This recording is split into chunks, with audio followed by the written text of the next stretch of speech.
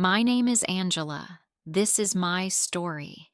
It began the day I stepped through the iron gates of the largest house I had ever seen in my life. People in the city called it a mansion. To me, it felt like another world. I did not grow up around marble floors or crystal chandeliers. I grew up in a small home where every coin mattered. My mother had been sick for 2 years. Medicine was expensive. Rent was unforgiving. Life did not wait for anyone. So when I was offered a cleaning job at the Mason estate, I said yes without thinking twice. It was not a dream.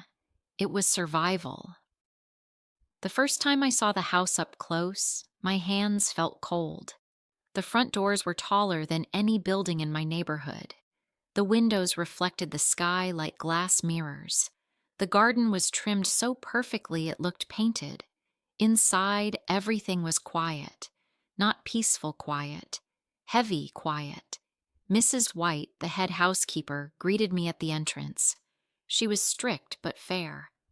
"Mr. Mason values order," she told me. "No mistakes, no noise, no drama." I nodded. I was not there to be noticed. I was there to work.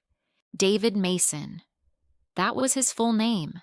A powerful businessman, owner of one of the largest tech companies in the region. I had seen his face online before my first day. Always serious, always composed. When I finally saw him in person, I understood why people described him as intimidating. He was tall, confident. His presence filled the hallway even when he said nothing. He walked past me that morning while speaking on his phone about investments and contracts worth millions. He did not look at me. Why would he?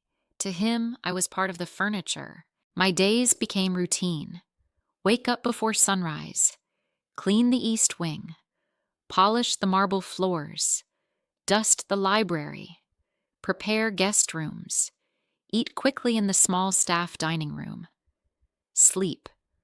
My hands became rough from cleaning chemicals.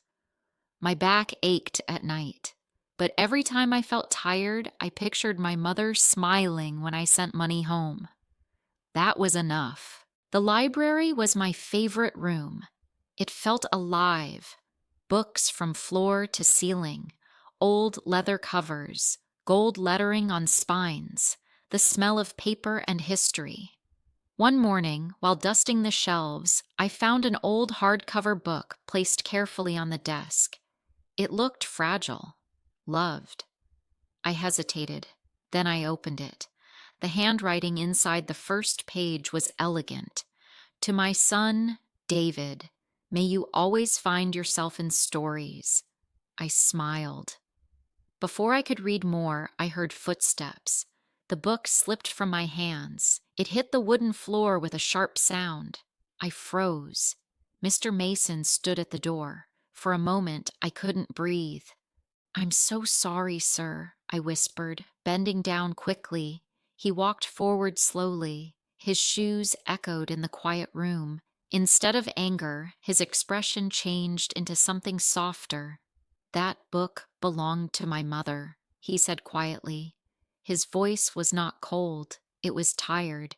He picked it up gently, brushing invisible dust from the cover. Then he looked at me directly. "Don't be afraid," he said. It was the first time he truly saw me, and the first time I saw loneliness in his eyes. After that day, something shifted. Nothing dramatic, just small things.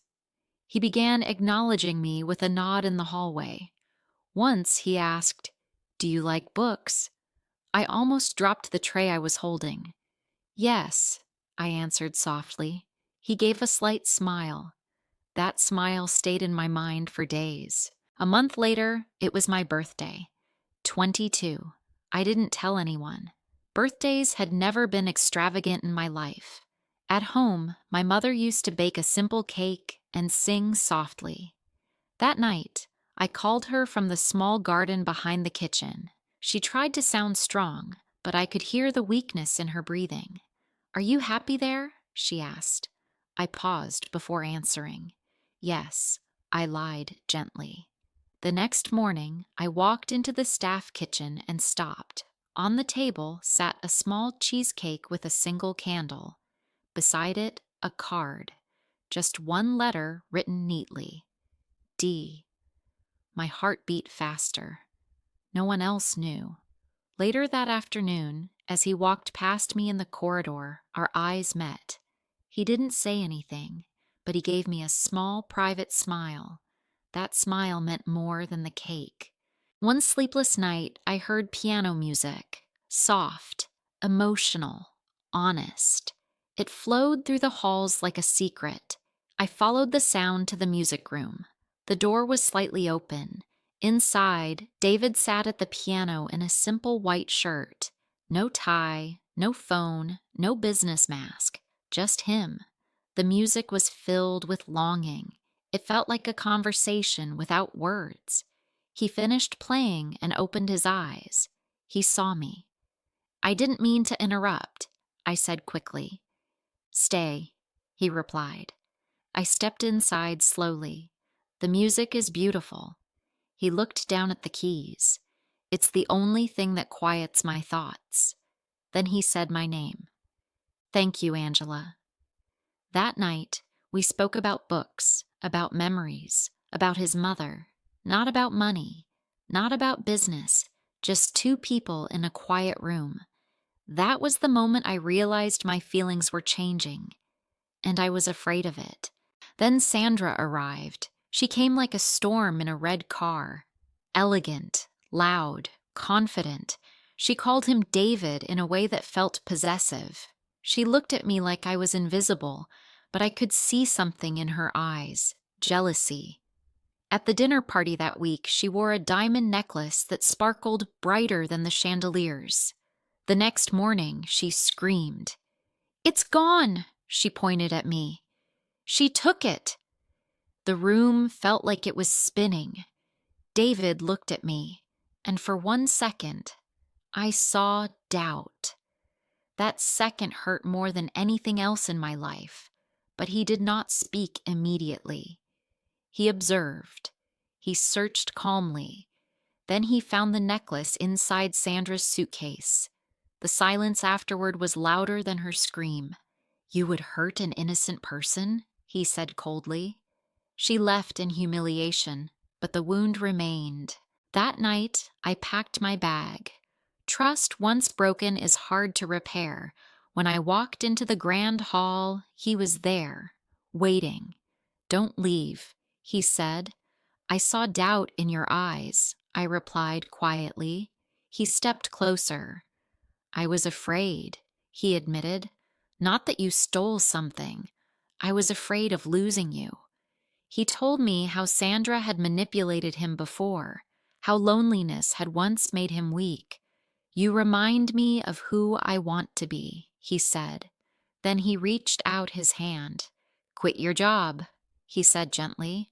My heart tightened, but he continued. "Not because I don't want you here, but because I don't want you beneath me. I want you beside me." He took a breath. "Have dinner with me tomorrow, as Angela, not as my employee." I searched his eyes. This time, there was no doubt, only sincerity. Slowly, I placed my hand in his. "Yes," I whispered. We walked out of the mansion together, not as boss and cleaner, not as rich and poor, but as two people who had found something unexpected.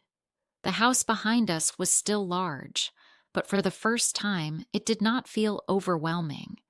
Because my story was no longer about survival. It was about choice. And this time, I chose him.